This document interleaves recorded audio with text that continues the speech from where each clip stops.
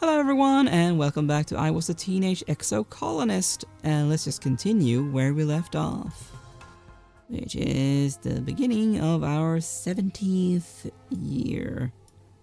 17th year of life. Yeah, we should continue with engineering. To get that up. Yeah. Let's go. Tang flags you down in the hallway. Oh, Selene, do you have a moment? You go out on expeditions sometimes, right? Well, I used to. I don't think I can at the moment. I'm not sure. At least, far more than I do. Or would ever wish to. So, would you mind doing me a favor? Of course. It's a small thing, really, and I'm to understand it's not terribly dangerous either, Tang replies. I simply need you to bring me some hop-eye eggs the next time you come across a nest out there. I would ask this, but, well, she makes an evocative, dismissive gesture. I mean, I'm guessing that it's for an experiment or something. I'll keep an eye out for them. That's all I ask, Tang replies primly. They're quite common, if the reports from the foragers are to be believed. And they tell me that they commonly find nests in the Valley of Vertigo. It's positively lousy with them. Alright. Guess I'll have to see if I actually can go on expeditions.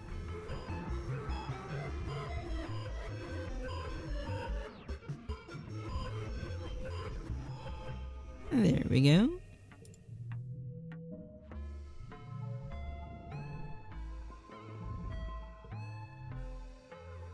It's your 17th birthday! Woo! But it's not just your birthday. Quiet is a time of new growth, a celebration of life and hope. Not for just this year, but for humanity's presence on Vertumna for years to come. You and your friends are the symbol of that hope. Quite literally, you are the future of humanity. As you're all beginning to take your places as adults in the colony, the council has decided to throw a party in your honor, the Vertumna Youth Ball. Mars is organizing it, of course. You get an embossed invitation on real paper, slipped under your door. I guess I could go. You slip into some party clothes and head over to the lounge to celebrate, well, yourselves.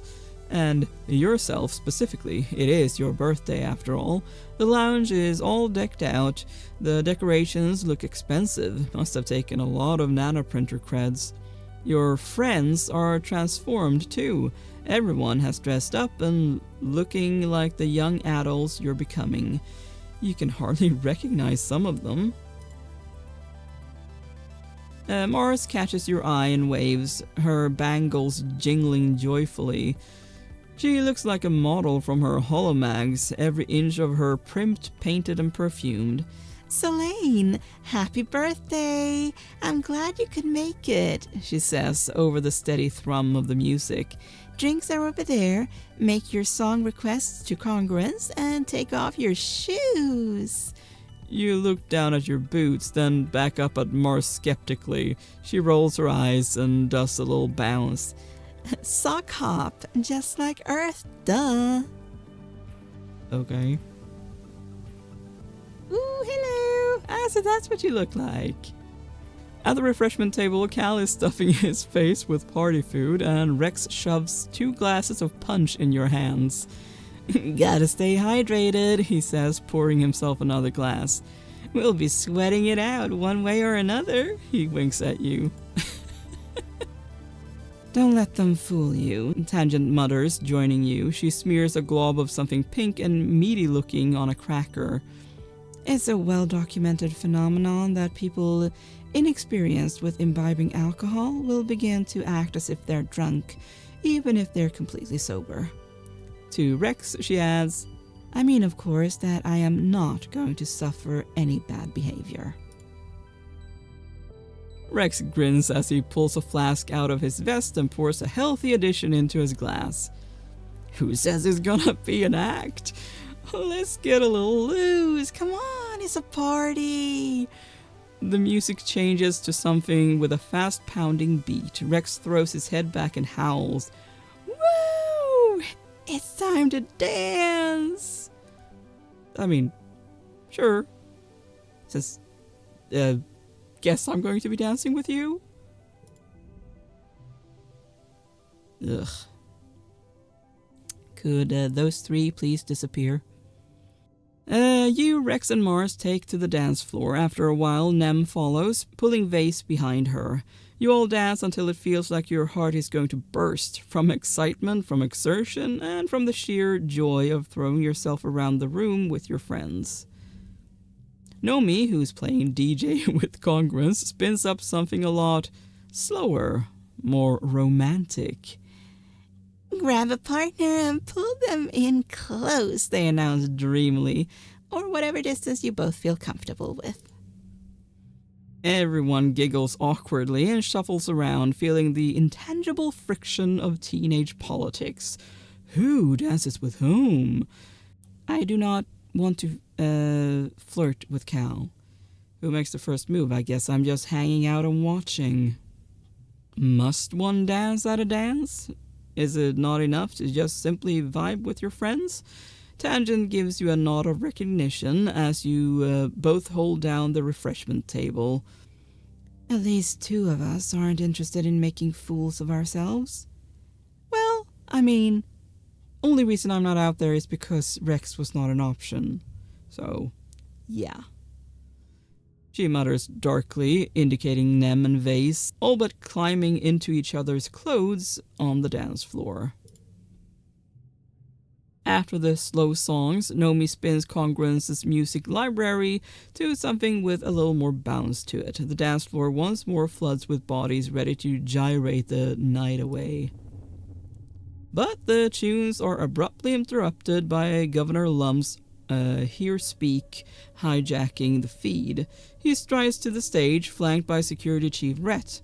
Everyone on the dance floor whines in unison at having some buzzkill adult stop the music, but Lum just raises his hands and smiles indulgently. Look at all of you, he says. Young pioneers. I look at you and I see the future, not just of this colony, but of all humanity.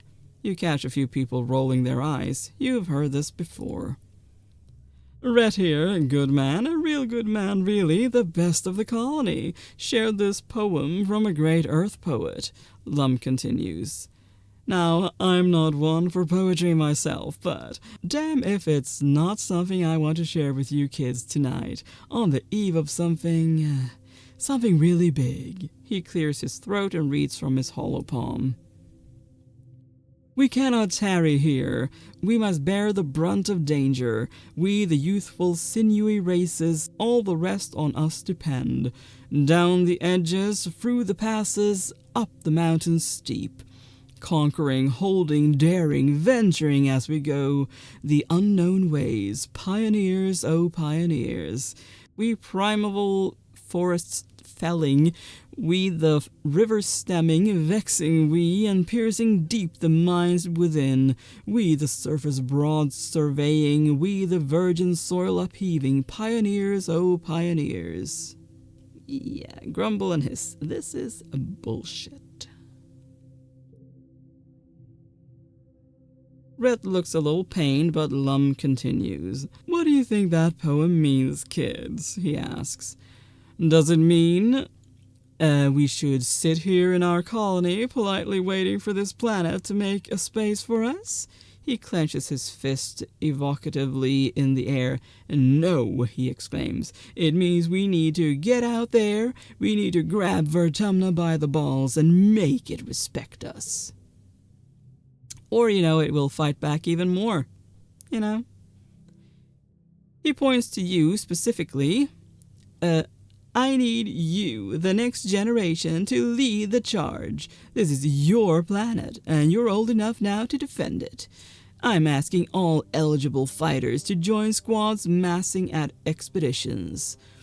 to get out there and attack those monsters where they live. We're taking the fight to them. No more hiding behind our walls. To your left, Vase and Nem lead the cheering that erupts.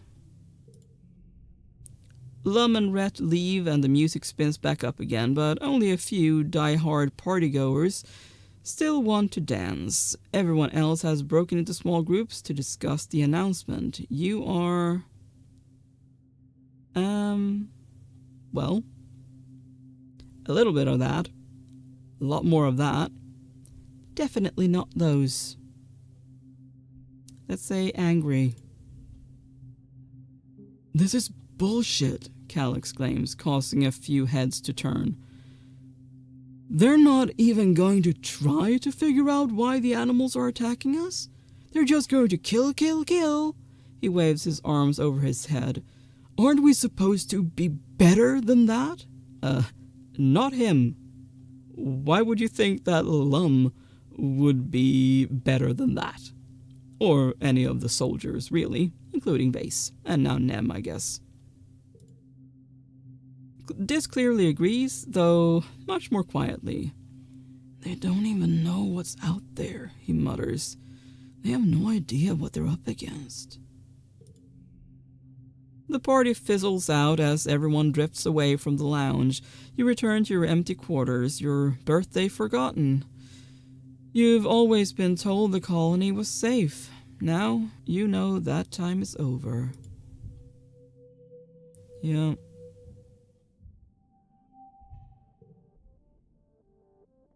Oh boy. Yeah. Where do I go for the expeditions? Oh, here! Hello, Dis. Huh. Okay, so she wanted me to go... Is that here? No, it's that one, right?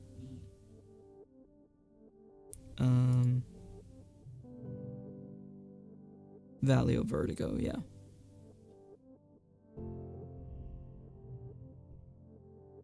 So let's forage in the valley.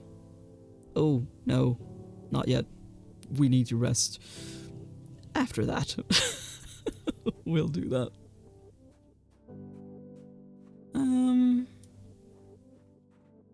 Let's go and rest in the lounge.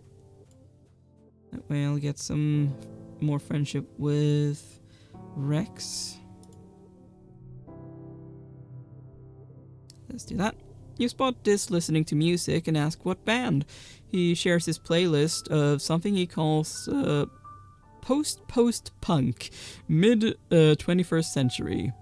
It's kind of whiny, but it sounds nice once you get used to it. Yes, we can get rid of a 0. Yes.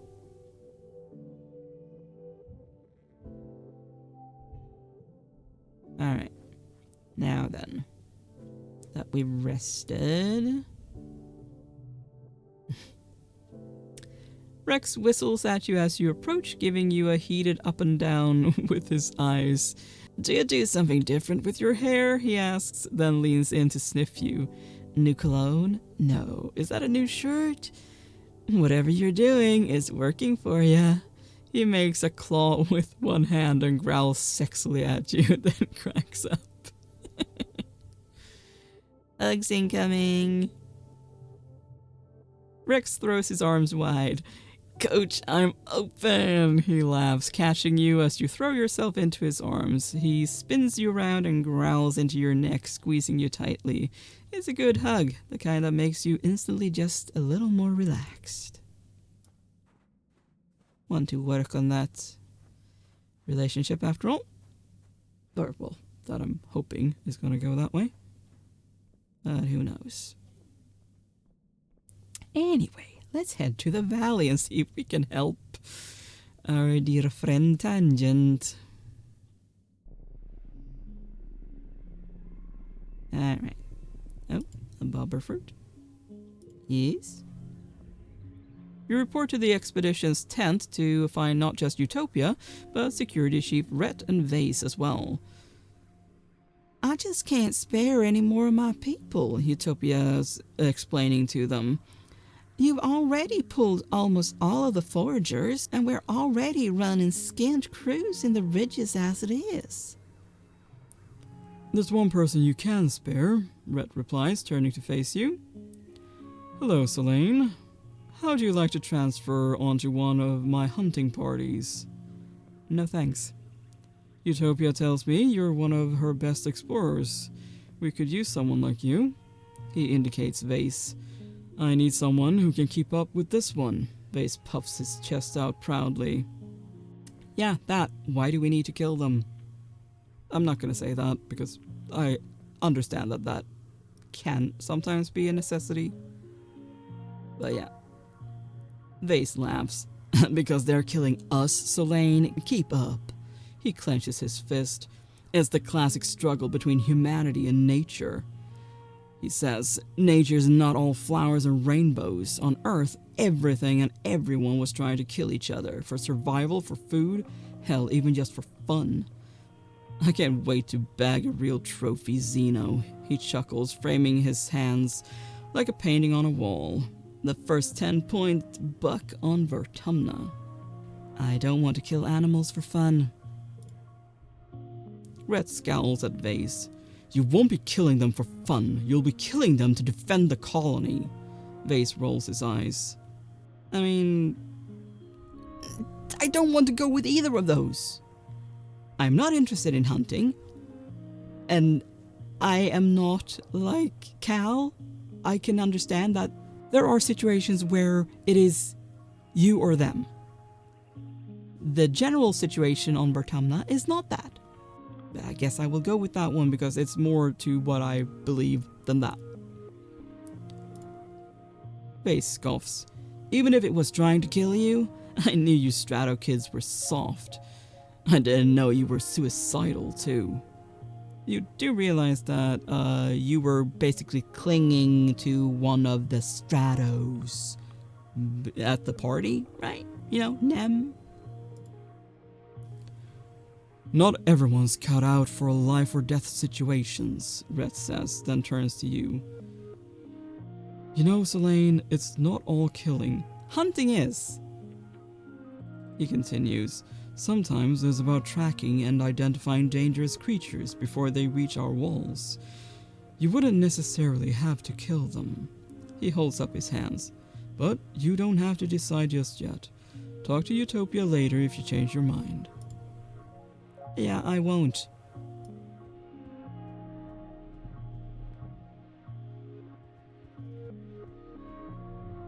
Well, let's see if we can find a nest, shall we? Oh, another bobber fruit. Okay. Something about the ground here draws your attention. It's oddly lumpy. What's up with that? Scope it out.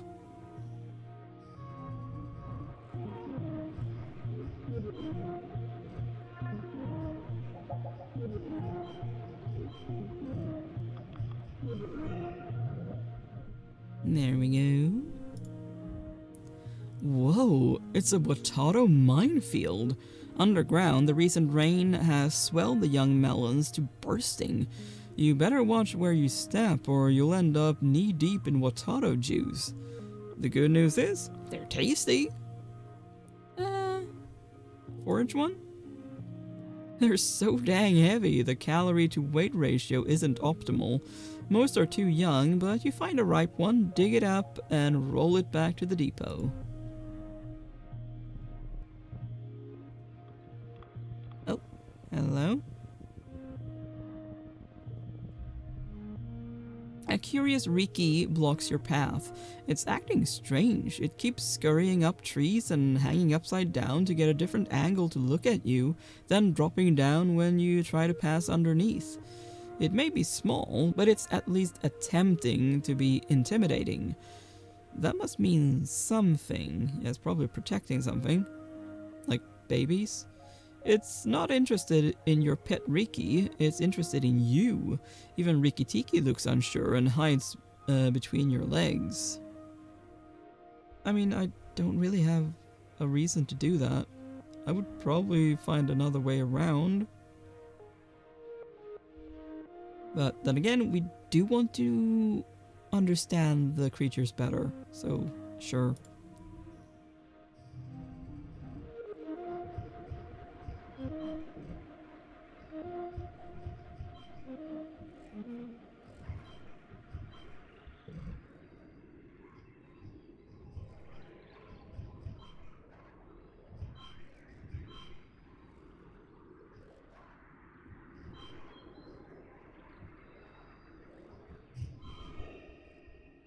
There we go.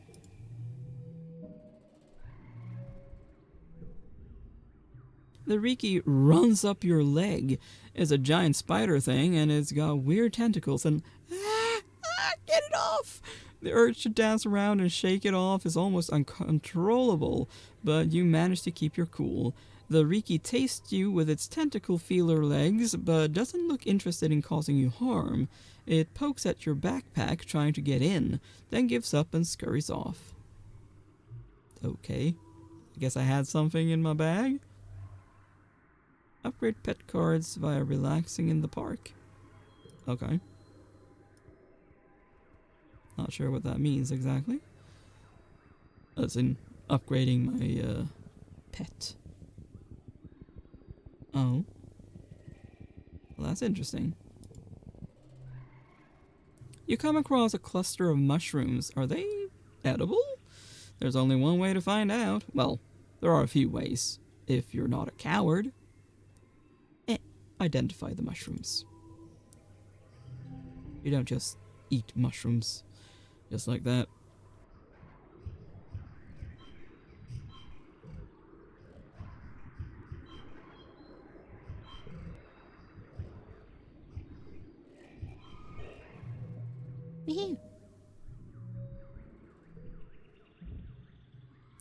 You're able to determine that these mushrooms are edible. You fill your basket with chunks of tasty fungus. Utopia is pleased with your haul. Great work.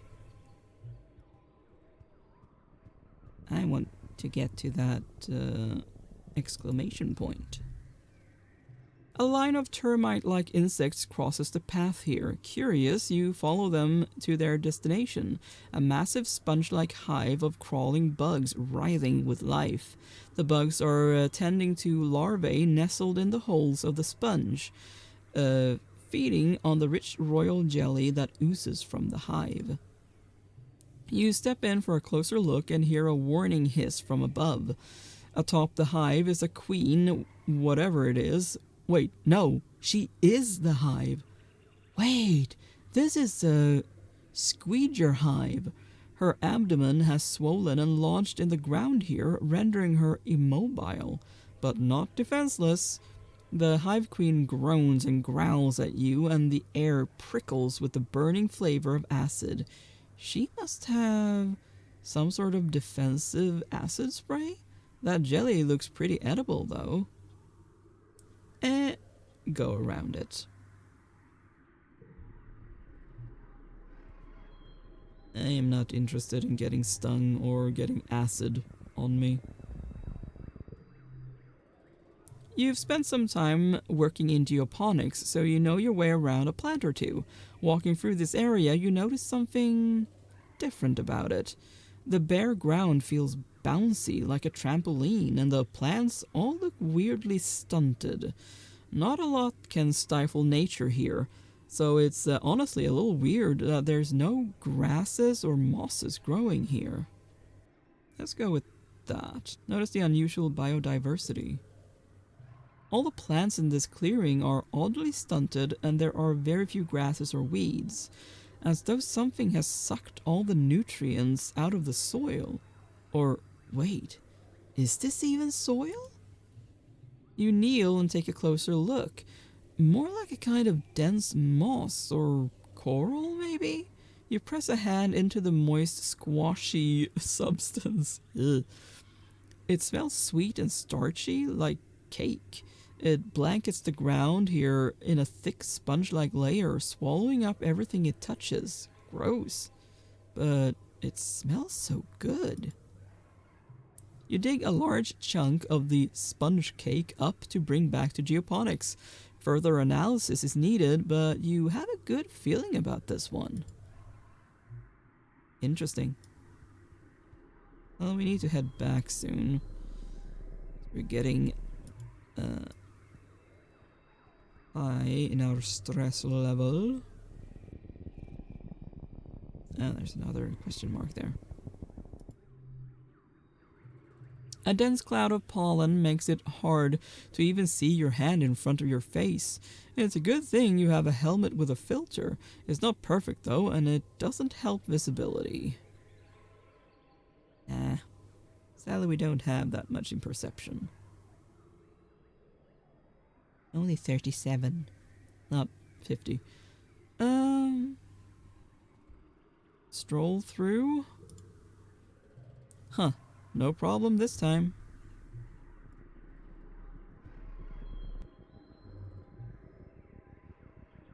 Yeah, we need to head back soon, but let's do this one. You find a healthy blep bush and harvest some of the leaves to bring back to the colony. Utopia's beyond excited when she sees your haul. Oh, blep, she cries, shoving her hands right into the basket of rustling leaves. Selene, you're a boy after my own heart. She pops a leaf in her mouth and chews on it, then shudders happily. Whoo, she cries. That'll perk you up, but good. Aunt Anne brews a heck of a cup with that stuff, but me, I prefer it raw. She points at you. Don't you go getting any funny ideas. This'll turn you green and give you spots. Cross my heart. Stay away until you're older. Yeah, don't chew them. Good boy. Utopia's probably exaggerating about the cosmetic effects, but she must have a good reason. Blep leaves will probably stunt your growth or something. Oh, we'll look around a little more just to see if there's anything to pick up, but we're not going to approach any more question marks. Is that what we... That is probably what we need for that. Ooh, do we risk it? Ooh, Tangent wants that. Tangent wants that though. Alright. Let's risk it. You find a tripet, a large tasty plant? Kind of? You've heard it's sort of like an animal too? Like a lot of creatures on Vartumna, it kind of defies classification. Whatever it is, it's huge. And it's practically taller than you are. I guess this is not what we were looking for. Darn it. Alright.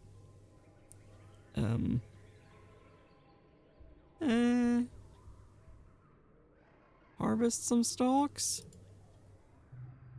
You start breaking off the freshest and youngest looking shoots. The plant shudders. Analyze that shudder.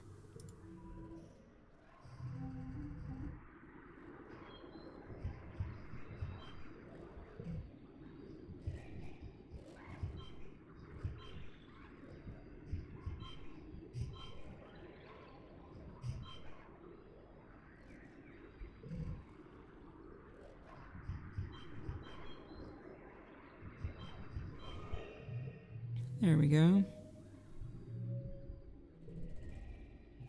Yeah, this plant is alive and sentient, like an animal. It is definitely not happy that you're ripping its limbs off. It's hard to tell if it's in pain, really, but you'd say discomfort at least. All the same, stop. Yeah, no. Something about what you're doing just feels wrong. You make a note on your map of where it is, but oddly, you never find it again. Yep. Let's go home.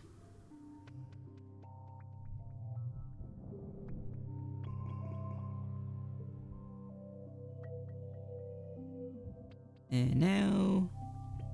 Right, it's early pollen. I need to gift you a cake. Rex is staring across the colony at the garrison, watching the soldiers go through their drills. "Not so sure about this war," he says, scowling.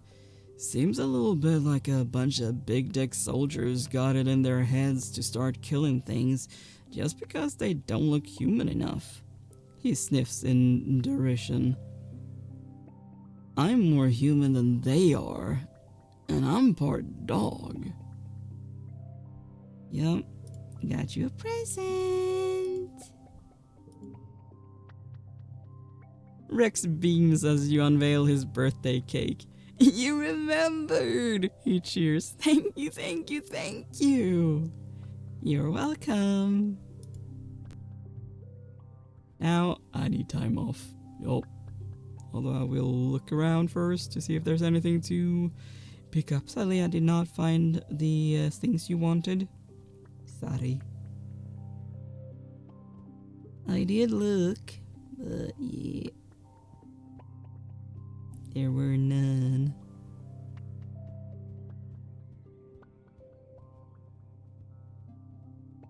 Alright. I kind of do want to relax in the park, but at the same time, I want to increase my friendship with you. I don't know where it is right now. Yeah, it's just at 17. So, let's do that. Hello, Cal. Lots of kids treat the lounge as an informal study hall, especially Tangent. And Mars too sometimes, if she's trying to impress Tangent. You crack open a textbook on your holopalm and read about some old dead Earth poets. Just because you're not in class doesn't mean you can't read ahead a little bit. No, I don't want to forget any of those. At some point maybe, but yeah, not now. Alright, I am going to end this episode here. Thank you so much for watching. Please consider leaving a like and subscribe, and I will see you next time. Bye!